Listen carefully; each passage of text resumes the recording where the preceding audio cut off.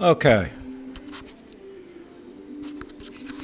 I kind of sped up the process. Instead of waiting on the UK to bring me a pulley, a buddy of mine brought me a pulley. It come off of a Denso alternator. It's a V-belt, as you can see. Got my bracket all mocked up. Got my slot groove. Got this bracket done. Got my bolt in here. I got my sleeve in here. I don't know if you can see that or not. Let me see if I can angle this better.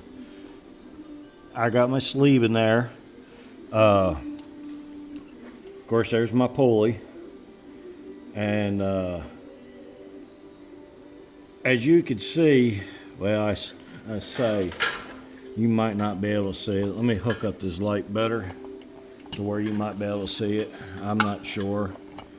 I got a tangled mess over here with parts, but you can see there is a gap between that pulley and that cover. All right, let's set this light back down.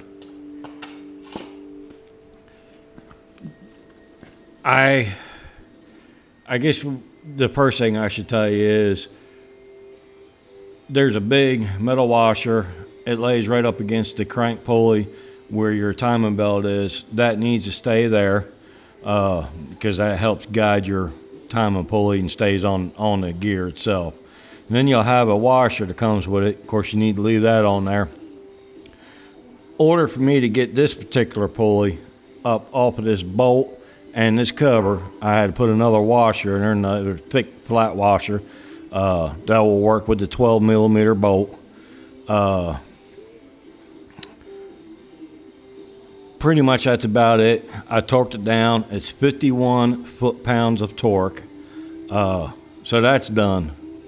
And then between last night and this morning, I've got all this mocked up. I pretty much got it sitting where I want it at. And it gives me another good probably half to 3/4 inch pull this way, you know, as if the belt stretches or anything of that nature. So my biggest thing is looking at it. I think I'm going to clear everything on my cover. The biggest thing is this right here, which is my fake chrome plastic cover. As you can see, I want to keep it. I don't want to alter it. So I'm hoping once I get to that point to put this all on, it'll do what it's supposed to do.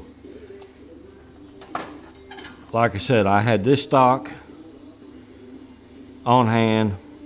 It only costs you a couple bucks. Tractor Supply, Lowe's, whatever.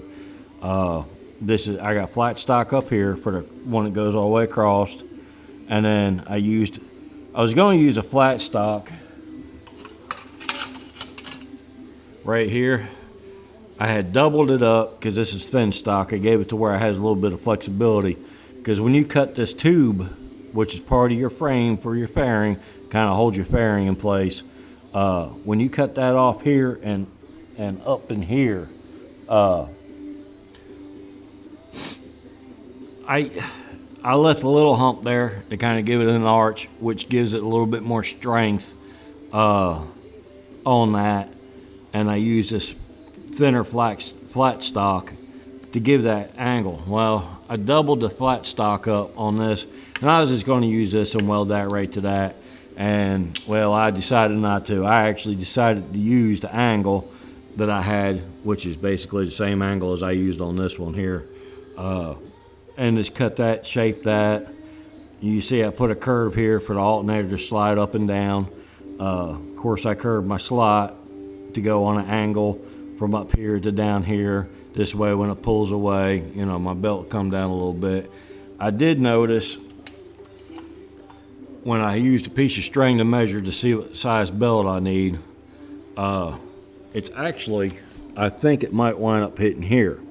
which is no big deal. I can loosen these up here, down here, and up here, and pull them out just a little bit. And I'm hoping that'll make it work. I'm not going to mess with it right now until I get my belt for it. So my next step right now is I'm going to take it all back apart, paint it so it ain't bare metal stock and basically rust up on me. I am going to use the same high heat paint that I used on my exhaust. It's just flat black. It's high heat. I don't know, if it'll stay on or not. I really never used this paint before. I got it from the auto parts store. It's a VHT, I think it's what it's called. Supposedly it's pretty good reviews on it. I'm not going to worry about painting this pulley here. It's not rusted up or anything of that nature. It's just got some wear to it, where it's been on a vehicle. You're not going to see none of this. Matter of fact, you're not even going to see this because the radiator is going to be here. Once I get my belt, check the alignment for as far as rubbing here and everything, then my next step is wiring it up, or I may wait on the wiring. I may wind up doing the radiator next. When I get to that point, as far as these studs go, right here, this is what your bottom of your radiator mounted to. The kit has a spacer, and this is all molded up, machined, or whatever, and it screws onto here to where it stops. And then on the other side of that spacer, there's a stud that comes out, and of course you mount your radiator to that, and that kind of kicks it out. I'm going to do a little something different. I'm going to get the thread on this, what size it is, and I'm going to go to the hardware store and find me, probably they got what it's basically a hex shape, and you can thread it on one side, thread it on the other, join two rods together. I can't think off the top of my head what the hell the name of the damn thing is, but if they got one for this is metric.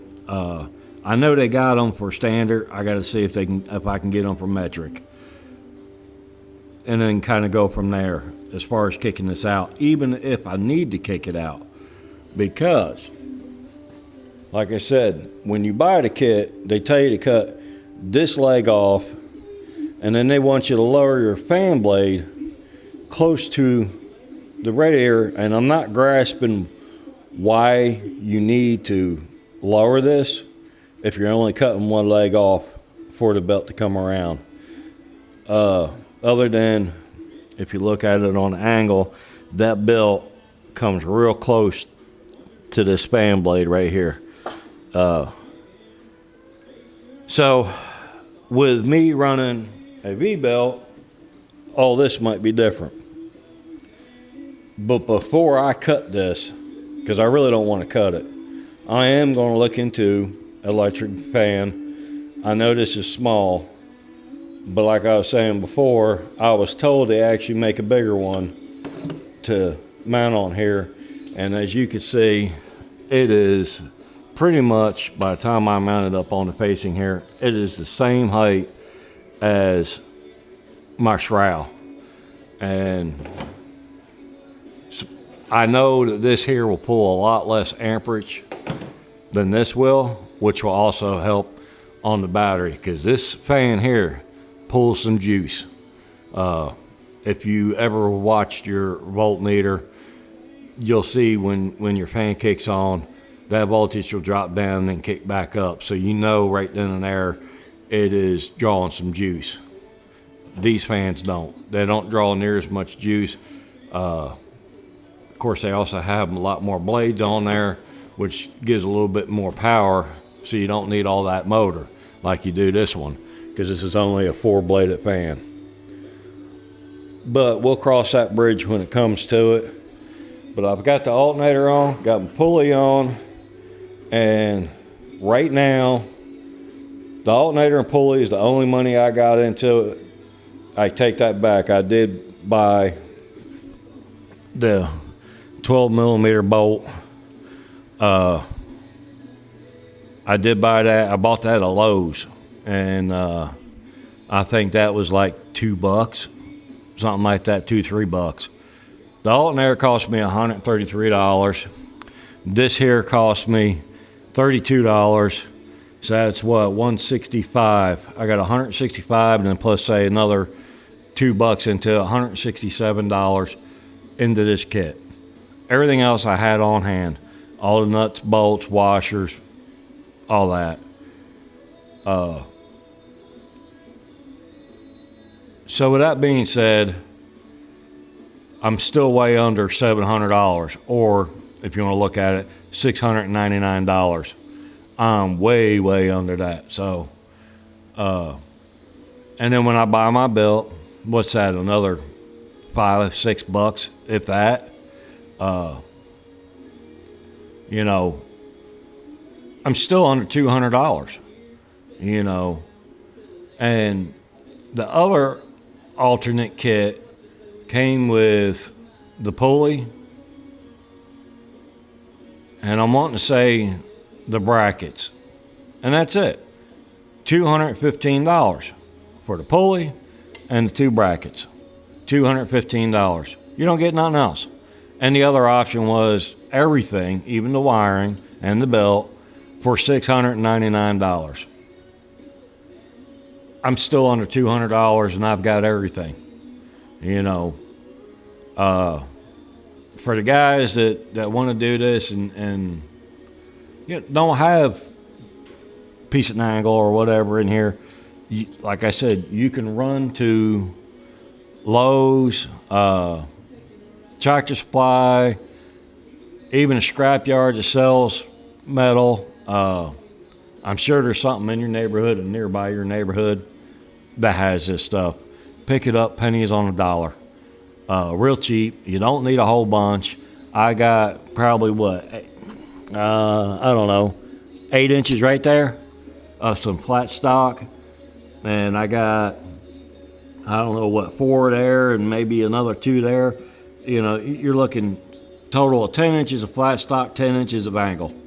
All right, pennies on the dollar, and you still will be under $200, and that's buying your belt. Now, let's just say you don't have any wiring around, laying around like I do, and I'm not 100% sure if I'm going to use any of this or not. This is actually this stuff here come out of a vehicle.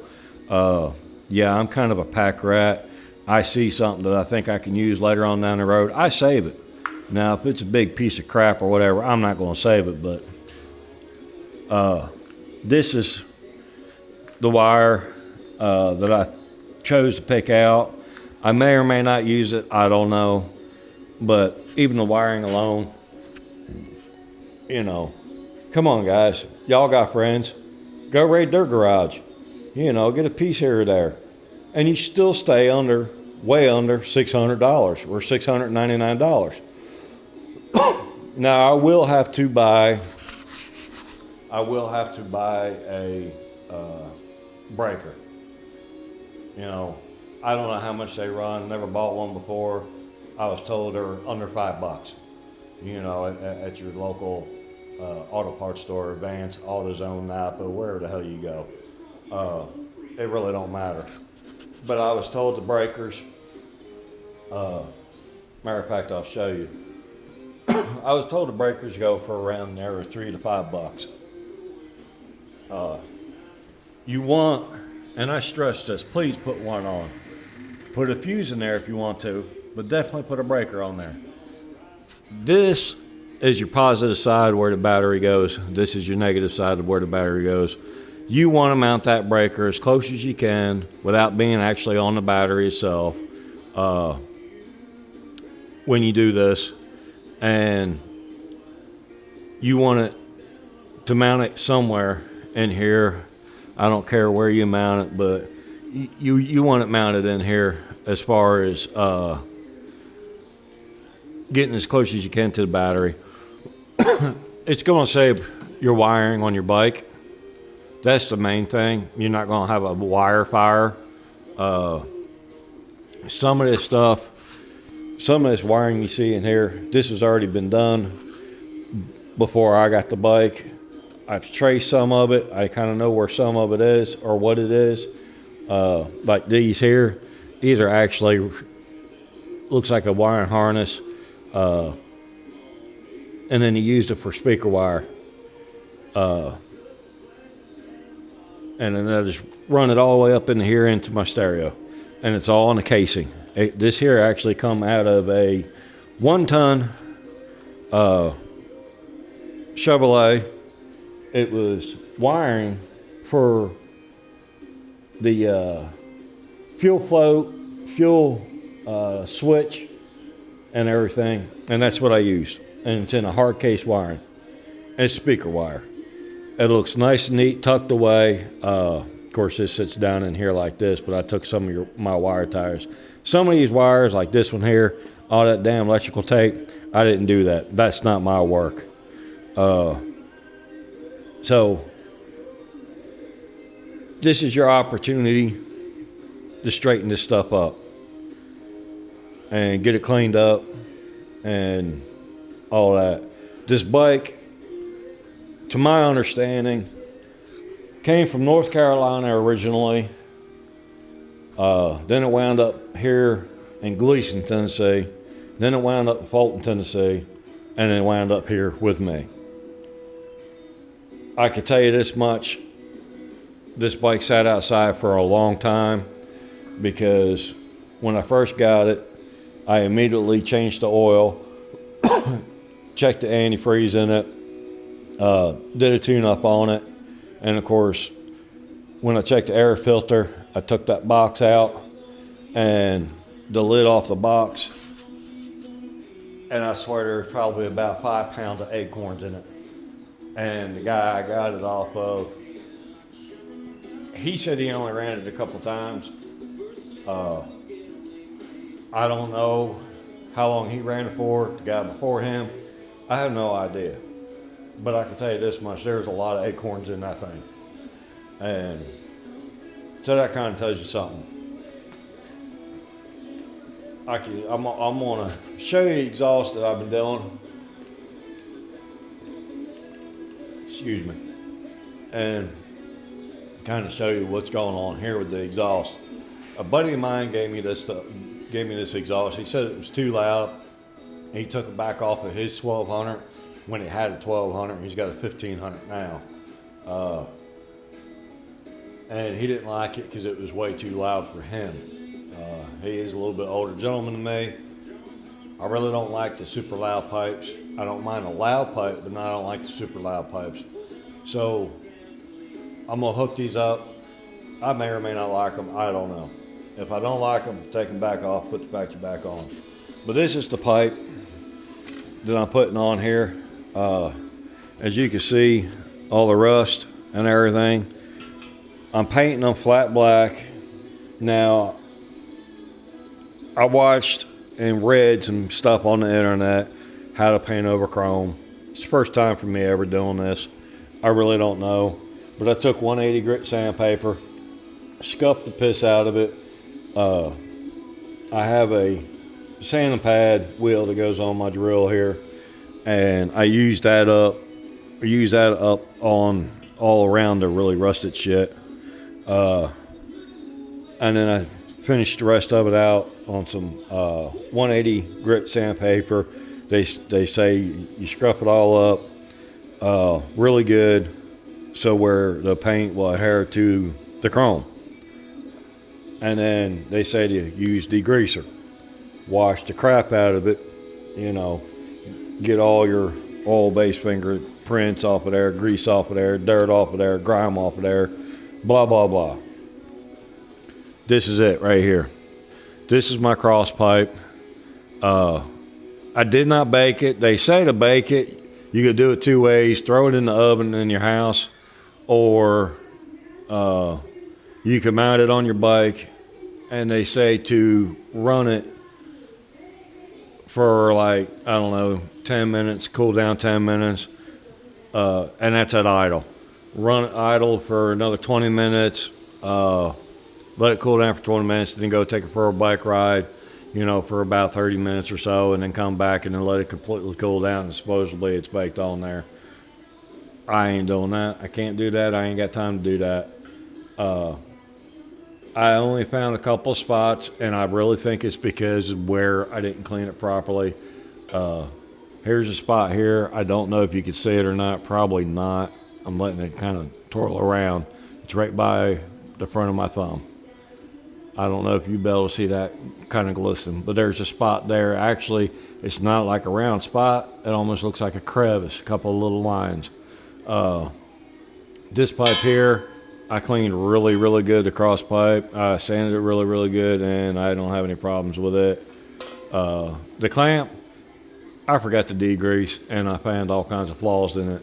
So apparently it is very important to degrease this stuff or clean it with something. They even say after you degrease it, wash it down and everything, then use rubbing alcohol, which I didn't do, and I got plenty of that. Use rubbing alcohol, rub all over the whole entire thing, because rubbing alcohol will evaporate, take all your grease prints and everything else off where you was touching it, and then all you gotta do is paint it.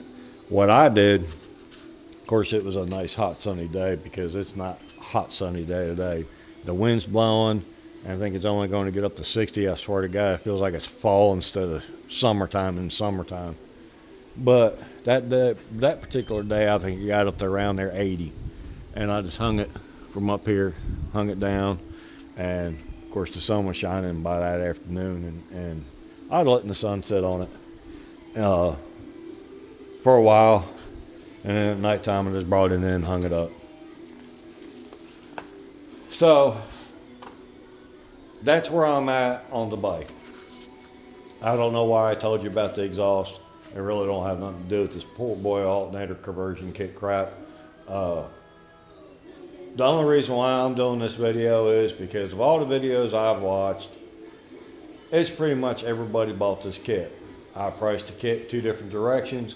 One is $699, the other one's $215. Yeah, I'm a working man. I got a house I'm paying for. I got my little Ranger here. All my toys are paid for, even the bike's paid for. But I got a house note, I got a wife, and I got a kid that's fixing to go back to college, and I know she's probably going to need a little bit of help. She's trying to do everything on her own, but I know she's going to need a little bit of help, so I got to have some money sitting there for her. That being said, I'm just a poor man working, and I pay my bills and I enjoy my life. I'm not going to pay somebody $699 to get this kit when you can do it yourself for under $200. That is my goal, to stay under $200. And as of right now, I'm under $200.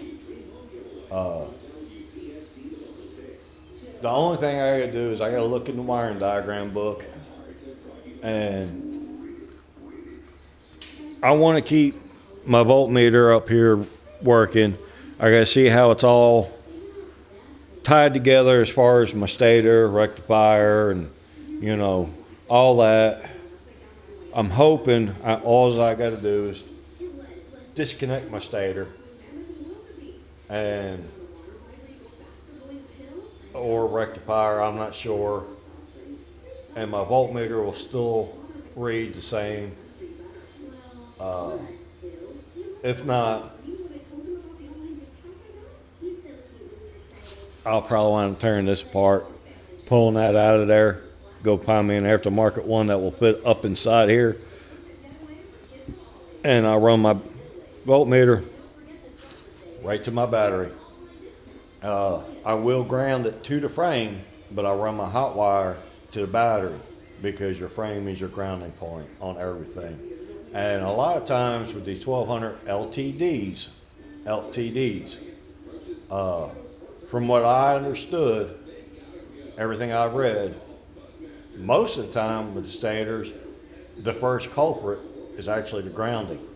And what that does, it gets the connections hot, your 4 or 5 prong, whatever it is, hot, and it starts kind of building up a resistance, and then it'll start actually melting down the, I'll call it plastic casing, I don't know what the hell it's called, around the stator, and then after a while, your stator goes bad. Supposedly there was an issue with them, with the interstates and the LTD, or not the interstates, the Aspies and the LTDs. Look, this is a 1985. It's got 161,000, or not 161, 61,000 miles on it. The reason why I'm doing this conversion is because the bike was telling me there's something wrong with the charging system. One day it was pushing 14.5, which is way too high. Next day it was doing what it was supposed to be doing, 13.2, 13.5. Then the next day it was doing 13.3, I think. But when I stopped at the store, went in, got me a Coke, came back out, started the bike up, it was 11.5. Dropped down to 11.2. Went to a buddy of mine's house, told him, hey, this is what's going on. I may wind up needing to jump, or you may have to come rescue me. I don't know by the time I get home. Got home the whole entire time, and I didn't run the radio. I tried to run. I didn't try to use my blinkers because it does have the spotlights for when you turn your blinker on. It's got the curving spotlight, and they come on. They draw juice, and I kept and very minimally tried to keep using the brake because of the brake light.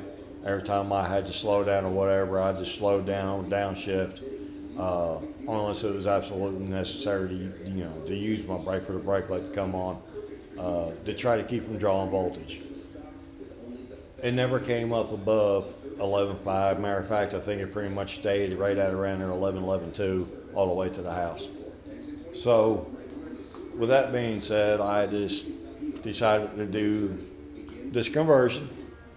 I looked into the pricing of it, and I'm like, man, I can't afford that shit, So, the kind of person I am, I decided to go ahead and just do it my damn self. And this is where we're at. And a buddy of mine suggested, hey, why don't you put this on YouTube? Sure, I'll put it on YouTube.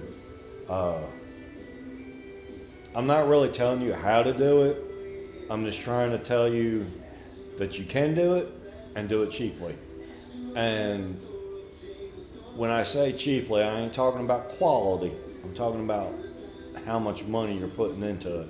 You don't have to dump a whole lot of money to do this. You don't have to rely on other people's fortune to get what you want. You can do things yourself. You just got to put your mind to it and do it.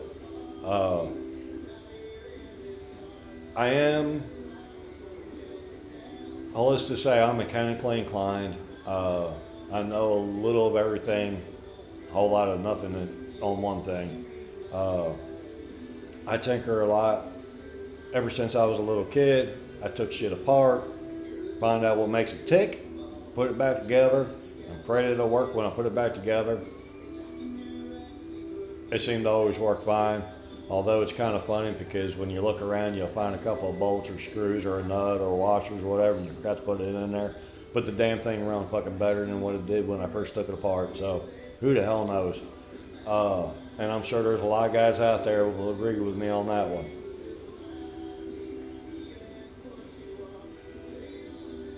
I traded this bike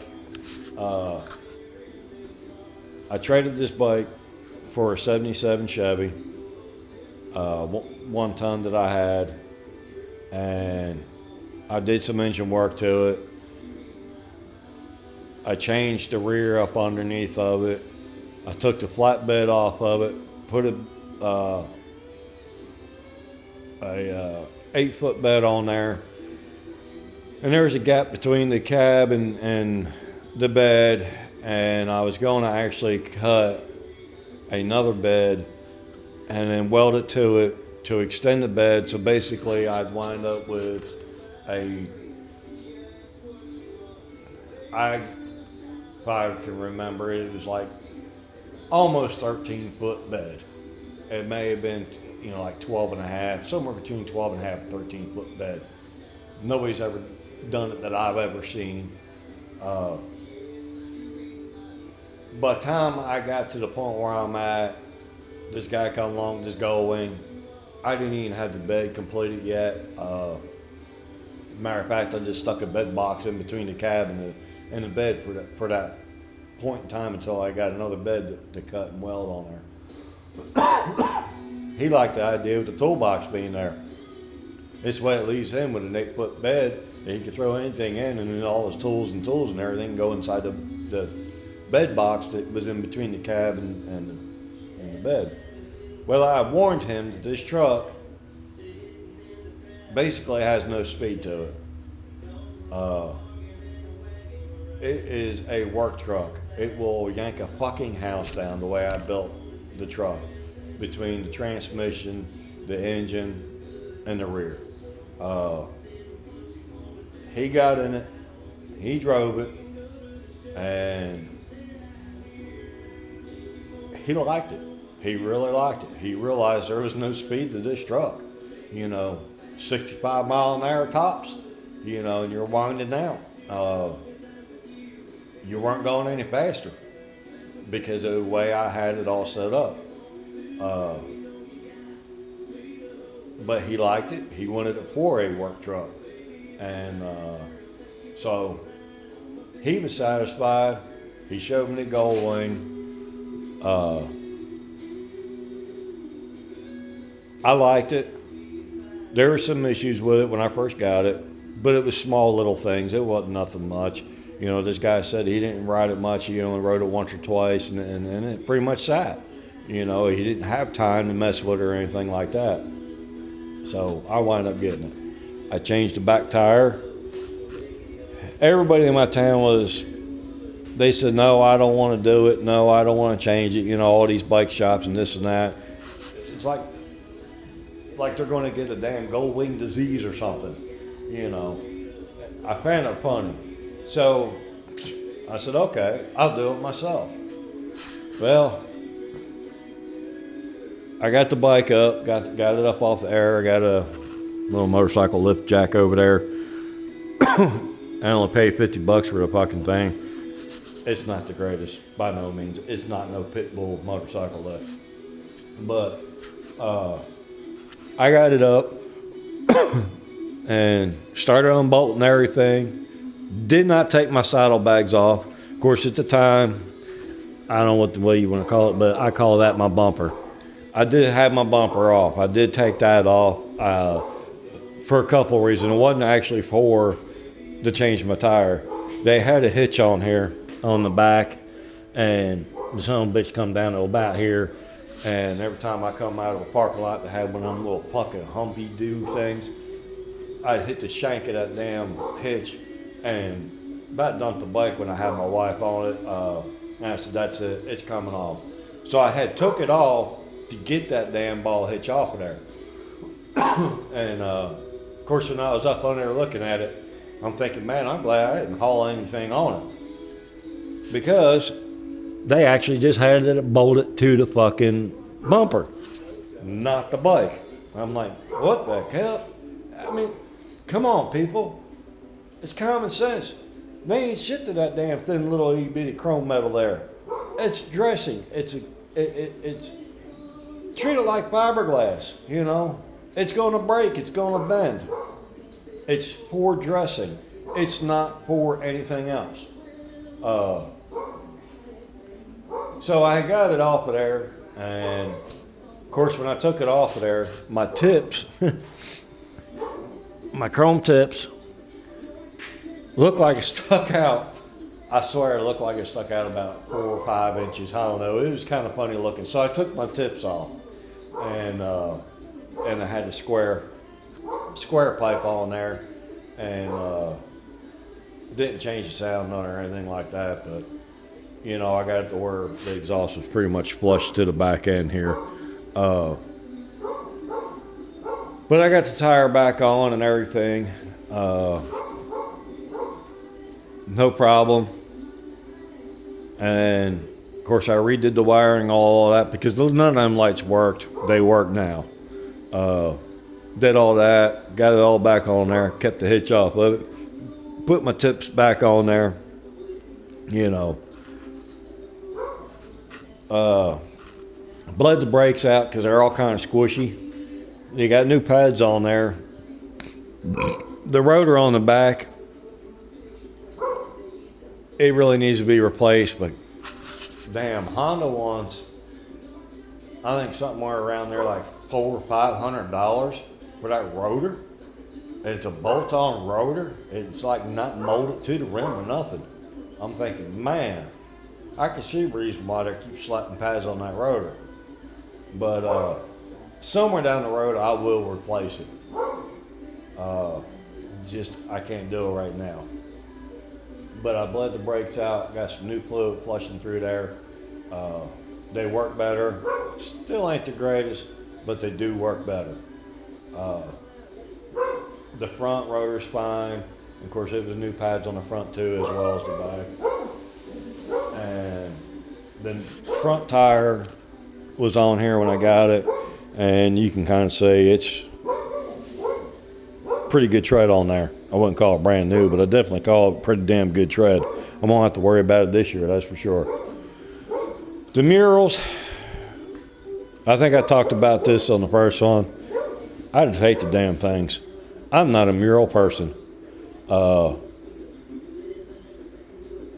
I seen a couple of these gull wings, and it must have been a thing back then for people to paint murals on their bike. I just don't like them, you know. I got that one, and then there's another one right here. My side cover, trunk lid here, got them. Side of my gas tank, got them.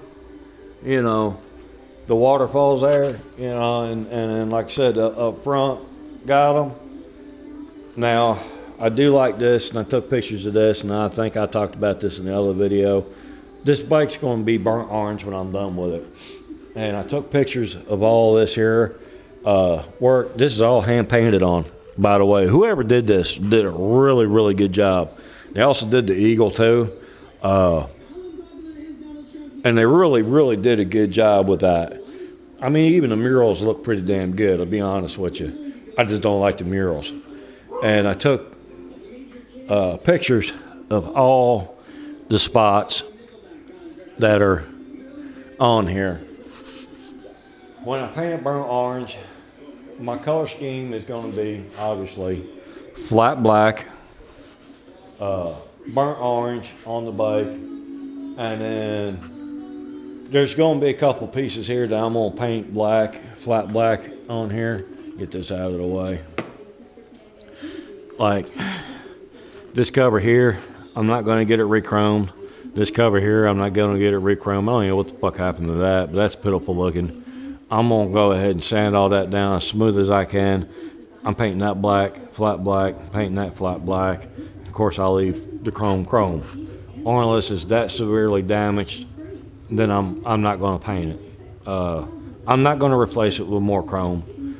I'm just going to leave it the way I got it, and then either try to fix it up what I got, or just, you know, not do anything with it. But this cover here, all it is a decorative cover, and I don't even, like I said, I don't even know what the hell happened to that, but I'm gonna sand that down, get rid of all that crap off of there, and I'm gonna paint it flat black. This here, I think this here chrome is just piece of shit fucking chrome, and it's just wore off.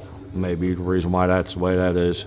I'm painting that flat black, and then leave the rest of it chrome. The exhaust, like I said, and I believe I said it in one of the other videos or something, I don't know. But all you're going to see is basically from here to here. That's all you're going to see, because the bumper is going to hide the exhaust. And that'll be flat black. So let's go back to this here.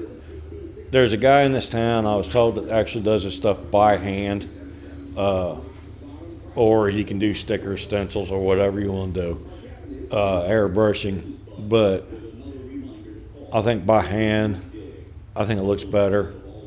So I'm gonna have him do it, and after I paint the bike burnt orange,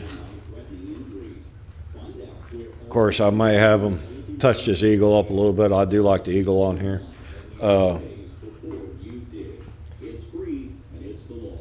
See if he wants to go ahead and just do them in flat black, or do it a different color to where it'd be, because flat black would really stand out on that burnt orange. So I think do a little different color or something like that to where it's subtle but it's still noticeable.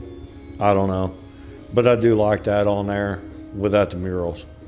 And so with that being said, the bike's gonna be burnt orange. I'm gonna have a little bit lighter exhaust, the alternator conversion kit, and I already did the aftermarket stereo. These are not dual speakers in here. These are just covers. I figured since the bike's gonna wind up being burnt orange, I might as well throw a little orange in here, because the original covers on here, I want to say it was this one over here, the chrome, like this here, it wasn't exactly like this piece, but it was like cut out or something, or broke up. So I went ahead and just did away with it and found out the original speakers are dry rotted. So I replaced them, and I got these covers from I guess it was Walmart is where I bought these from. The only reason why I bought these 4x4 speakers is just for the cover. I didn't even use the speakers. Look. There's the speakers. They suck. They're 80 watts max, 4 ohms, 25 watt RMS. Okay? Right on the back says made in China, you know, but I don't care if they're made in China, Taiwan, Japan, fucking Hades. Who the hell cares? As long as they sound good, that's all that matters to me. I mean, don't get me wrong. I am an American, and I'd rather have an American product, but, you know. So I bought these just for this cover because of the orange on there, and then I did the wood grain on it because, like I said, the chrome piece around here looked like they tried cutting it. Why, I don't know. Another thing that I'm fixing to change on here, I'm taking the CB out. I don't use a CB.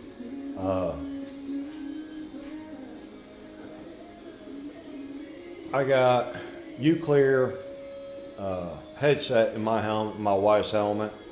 The set that I got will do up to 4 or 6 helmets. They are interchangeable with most, as far as, you know, Bluetooth hookup, because they all run off of Bluetooth. I've used it with me and my wife, and I've used it with my phone. And let me tell you what, Uclear is an ultimate deal. To my understanding, the military's even played with them in the tanks. So this way, when they got their helmets on, they got that on, and it's perfectly clear in the tanks. Cancel out road noise. I've used it with my cell phone talking to people. They didn't know I was on a motorcycle. They really didn't. And until I start bitching at somebody driving down the road as a fucking idiot, all them bumper humpers and cell phone driving people. But they didn't know I was on my bike when I was talking to them on the phone. Really simple to operate, even with gloves on. I really like the Uclear setup. I got a modular helmet. It works great. My wife's got a full face helmet. It's not modular, and it works great in her helmet. So that's something for y'all to look at. Uclear, really great set, and like I said, they will Bluetooth the other sets. You just have to look at that and see what they are compatible with. They are compatible with most common sets, so just look into that. And let me tell you what, they also guarantee this stuff. I want to say,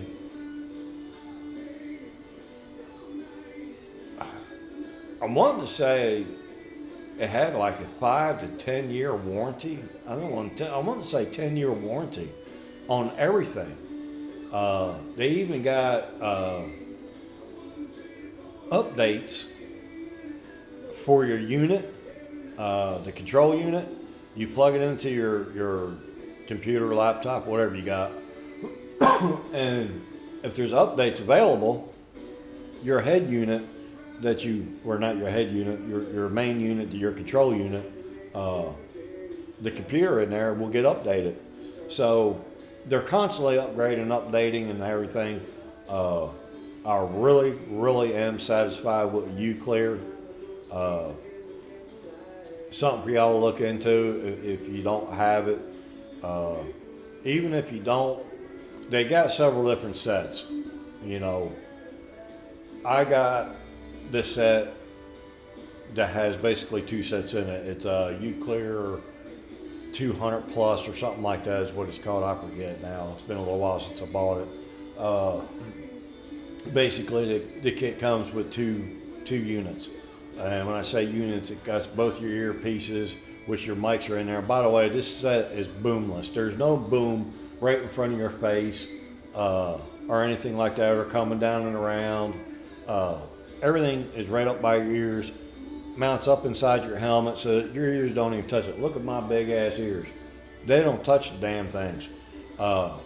Really crisp, clean sound coming out of them. And I kind of did an experiment with my wife, probably kind of goofy, but I was sitting in one room of the house. She went to the clear across the other side of the house, in between walls and everything, and had her talk to me, crystal clear. So then I decided, all right, she's not going to walk around outside. All right. So she stayed in the house with the headset on, and I walked outside.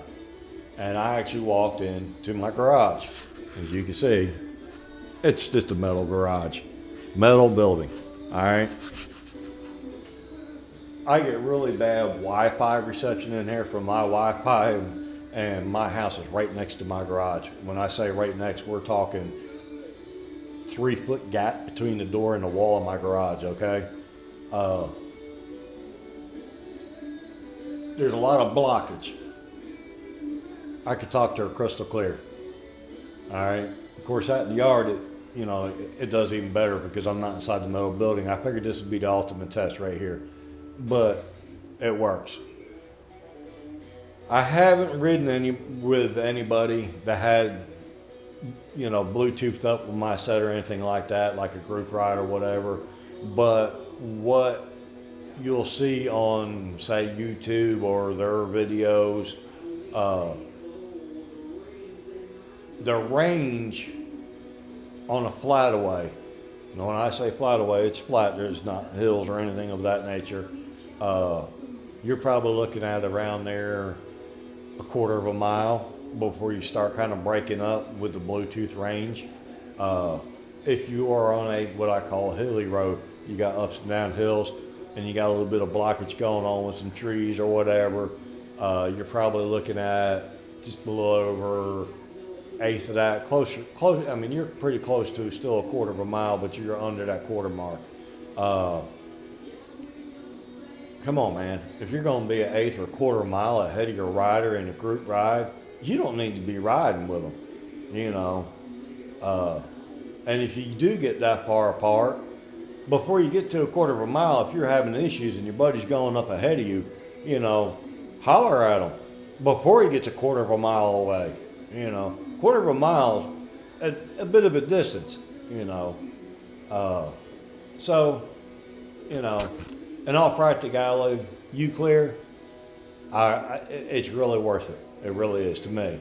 It's just something that, and I'm not endorsing it or anything like that, even though it sounds like I am. I really like Uclear. I tried a couple other headsets through this dealer that I deal with, and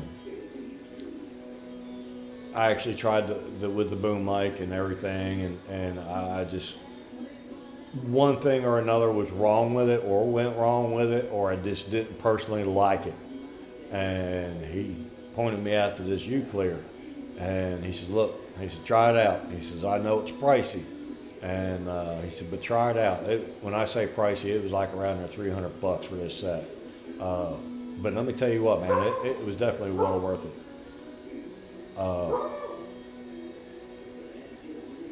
The camera I'm using is an Ion. I have to look over here on the side of it.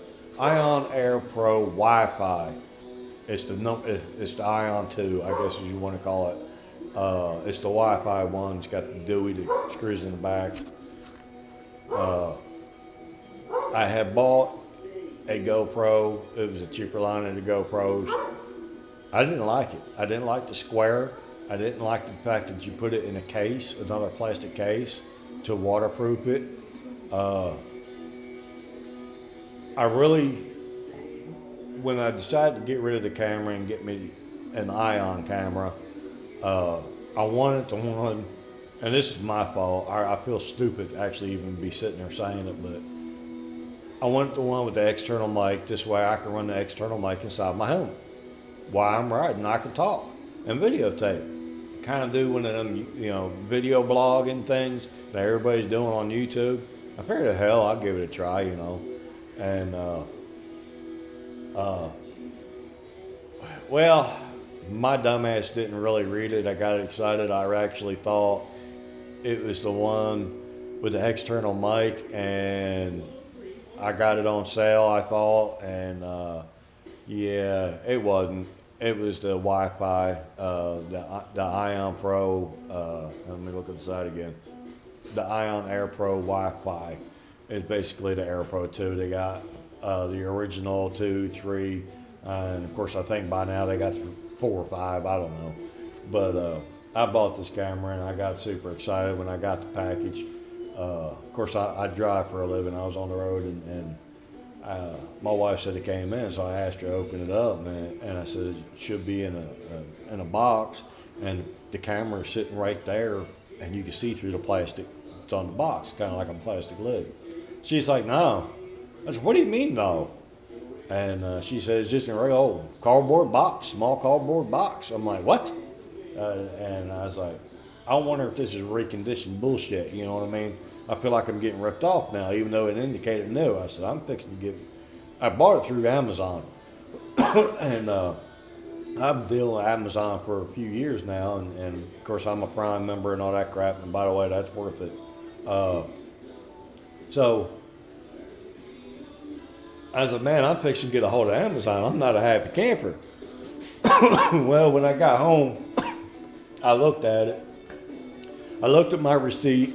I got back on Amazon and I looked and see what I ordered. And sure enough, I'm the one that screwed up. I didn't thoroughly look at it. I guess I was looking at a couple of different ones at that time. And orange juice, breakfast of champions. I love this stuff. I didn't thoroughly look at it. So I was like, oh, well, I sold my GoPro and I got this camera now. Well, let me tell you something. To upload videos from this camera to my laptop, and then to upload videos from GoPro to my laptop, this camera is 10 times easier. Really simple. You can go open up its screen on your laptop. Once you download the program, you can sit there and adjust everything on your camera and your laptop. Or with the Wi-Fi one that I got, you can do it on your cell phone too. But you got to use the Wi-Fi. Now, the downfall of that is when you use the Wi-Fi, it really drains your battery quickly. So I don't recommend using the Wi-Fi. I think the camera takes really good videos. I didn't even take any pictures with it, like use it as a camera, you know, snapping pictures with it. I bought it for purposely just videos. I still like to get the other one with the external mic, but we'll see what happens with that. Right now, I'm really satisfied with this one. I did compare the, and we'll just call them 1, 2, and 3, the Air Pro 2, and Air Pro 3.